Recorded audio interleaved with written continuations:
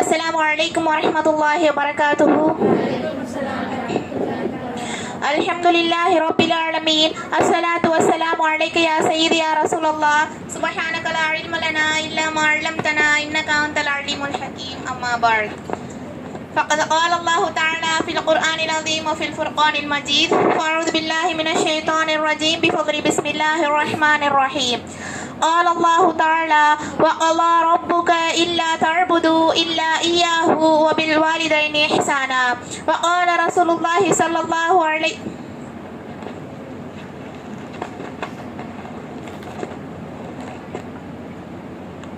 وقال رسول الله صلى الله عليه وسلم رغم أنفه ثم رغم أنفه. قيل من يا رسول الله؟ قال من أدرك والديه عند الكبر أحدهما أو كليهما ثم لم يدخل الجنة. صدق الله العظيم وصدق رسول النبي الكريم. அகிலத்தை படைத்து அதை அழகான முறையில் ஆட்சி செய்து கொண்டிருக்கும் ஏக வல்லவனாகிய அல்லாஹ்வுக்கே மாபெரும் புகழ் அனைத்தும். அல்ஹம்துலில்லாஹ்.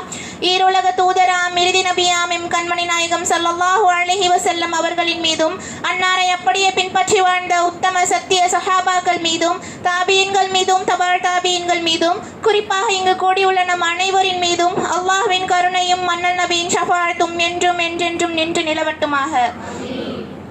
அன்பிற்கினிய அல்லாஹ்வின் நல்லடியார்களே, தவம் இருந்து அப்படின்னு சொல்லும் போதே நம்மளுடைய நினைவுக்கு வருவது நம்மளை தவம் இருந்து பெத்த நம்மளுடைய பெற்றோர்கள் தான்.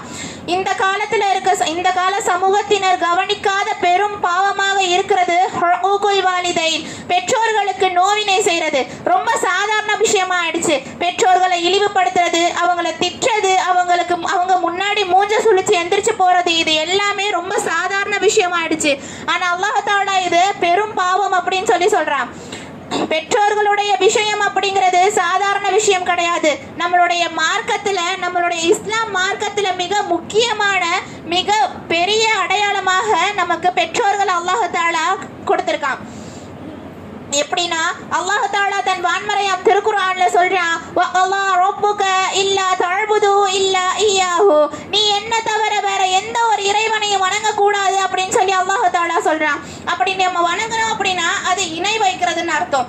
அதுக்கப்புறமா அல்லாஹ் தஆலா என்ன சொல்றானா வபில் வாலிதைனி இஹ்சானா அப்படின்னு சொல்றான். நீ உன்னுடைய பெற்றோருக்கு நல்லுபகாரம் செய் அப்படின்னு சொல்றான். எப்படி அல்லாஹ் தஆலா வணங்குறது நமக்கு கடமையோ அதே மாதிரி நம்மளுடைய பெற்றோர்களுக்கு நம்ம நல்ல உபகாரம் செய்ய வேணும் அப்படிங்கிறது நம்மளுடைய கடமை. எப்படி நம்ம அல்லாஹ் தஆலா வணங்காம அவனுக்கு நிகரா வேற யாரையாச்சும் வச்சோம் அப்படின்னா அது இணை வைக்கிறது, அது அவ்வளோ பெரிய இஸ்லாத்துல மிகப்பெரிய பாவமோ, அதே மாதிரி தான் நம்ம பெற்றோர்களுக்கு நல்லுபகாரம் செய்யலைன்னா அது இஸ்லாத்துல மிகப்பெரிய பாவமா கருதப்படுது.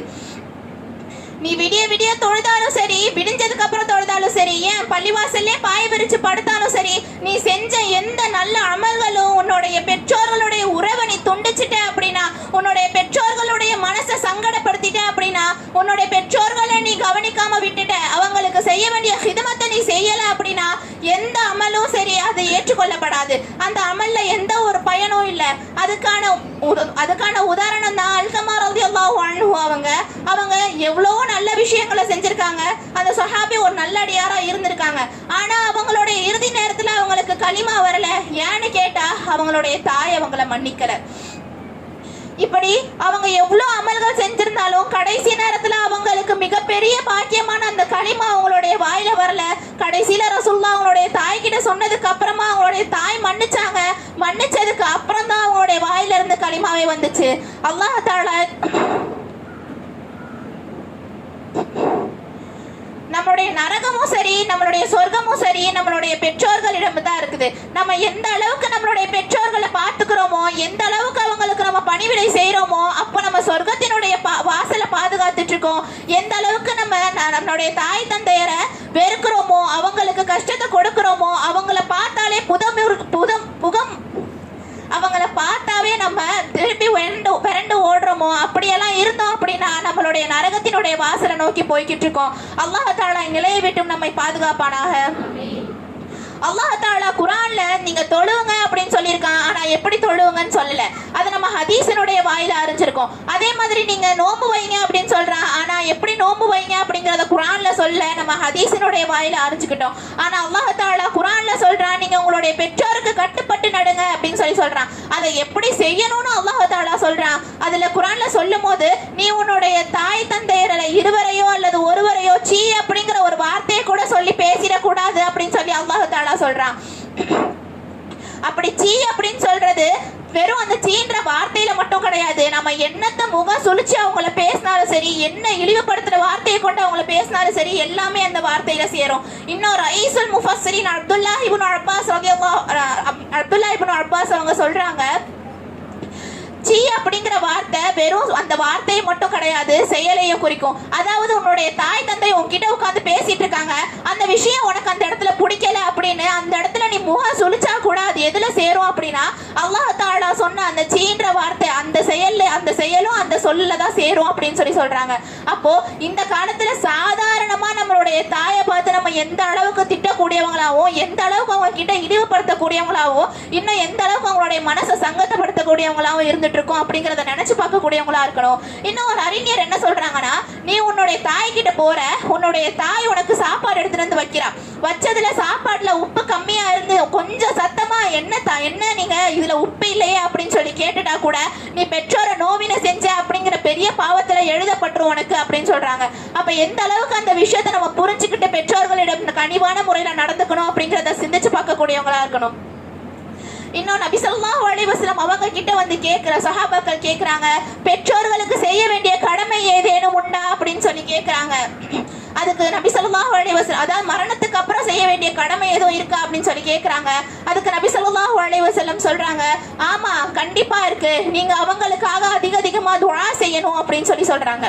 நீங்க அதிகமா துஆ செய்யுங்க, அவங்களுடைய பாவ மன்னிப்புக்காக பிரார்த்தனை செய்யுங்க, அதுக்கப்புறம் அவங்களுடைய வாக்குறுதிகளை நிறைவேற்றுங்க அப்படின்னு சொல்லி நபி ஸல்லல்லாஹு அலைஹி வஸல்லம் அவங்க சொல்றாங்க.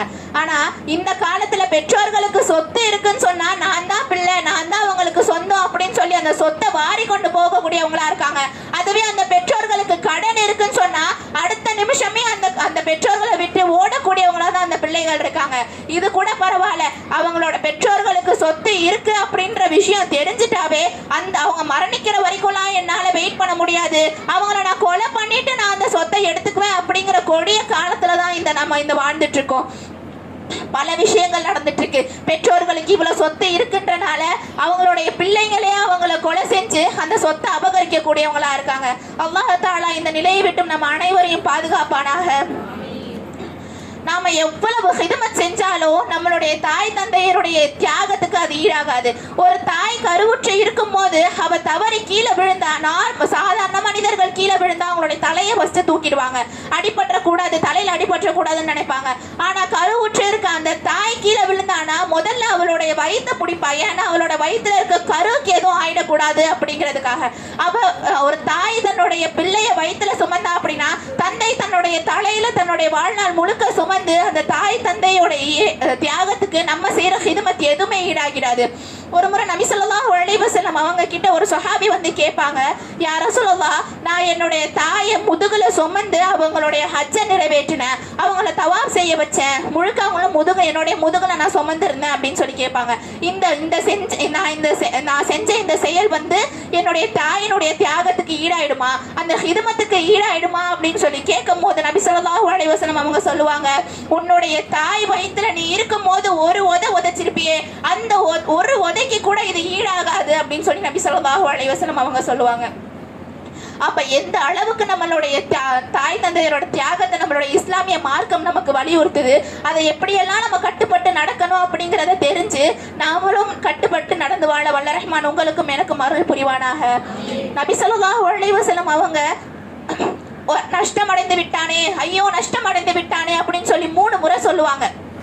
அப்போ சஹாபாக்கள் எல்லாம் கேட்பாங்க, யா ரசூலுல்லாஹ், யார் அந்த நஷ்டவாளி, யார் நஷ்டம் அடைஞ்சிட்டா அப்படின்னு சொல்லி கேட்கும் போது நபி ஸல்லல்லாஹு அலைஹி வஸல்லம் அவங்க சொல்லுவாங்க, அவனுக்கு முதியவர்களாக இருக்கும் தன்னுடைய பெற்றோர்கள் இருவரில் ஒருவரையோ அவன் பெற்றிருந்தும் அவர்களுக்கு செய்ய வேண்டிய பணிவிடையை செய்யாம சொர்க்கத்தில் நுழையாம போயிட்டானே, அப்படிப்பட்டவன் நஷ்டம் அடைந்து விட்டான், அவனை தவிர நஷ்டவாளி வேற யாரும் இல்லை அப்படின்னு சொல்லி நபி ஸல்லல்லாஹு அலைஹி வஸல்லம் அவங்க சொல்றாங்க. அப்போ அந்த நிலையை விட்டு அல்லாஹ் தஆலா நம்மளை பாதுகாத்து நாம் அனைவரையும் நம்மளுடைய பெற்றோர்களுடனும் நாமும் நபி ஸல்லல்லாஹு அலைஹி வஸல்லம் அவர்களுடன் சொர்க்கத்தில் உயர்ந்த சொர்க்கமான ஜன்னத்துல் ஃபிர்தௌஸில் ஒன்று சேர்ப்பானாக. வாஹித் தழ்வானா அல்ஹம்துலில்லாஹி ரப்பில் ஆலமீன். அஸ்ஸலாமு அலைக்கும் வரஹ்மத்துல்லாஹி வபரகாத்துஹு.